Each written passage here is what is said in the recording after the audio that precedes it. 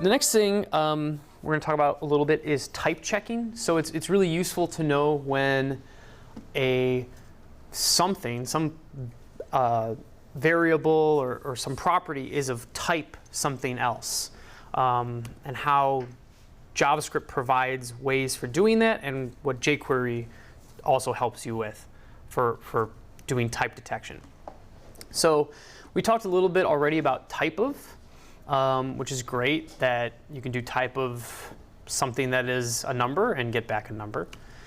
And the instance of function we learned about that checks if something is an instance of something else. And what you mean by an instance of in JavaScript is really that on its proto-chain, somewhere on its proto-chain, there's an object that is the constructor function's prototype. There's other ways that you can kind of check it out too that more or less sometimes work. But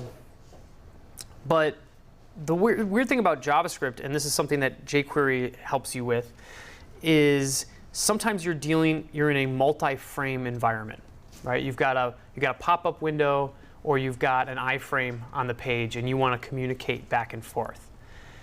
The issue that I'll show here is, so here I've created an iframe, and I'm getting the iframe's array constructor function, and I'm saving it as underscore array. And I'm creating a new instance of underscore array.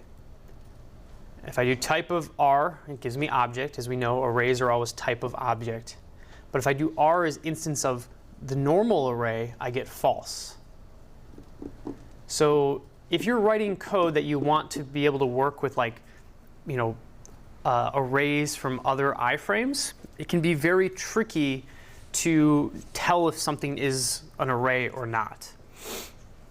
So yeah, all these things would fail.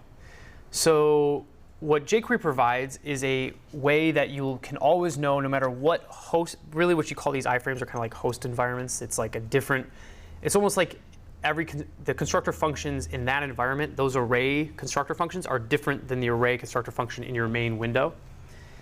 What jQuery provides is a way to tell if the array is actually an array, no matter what host environment it came from.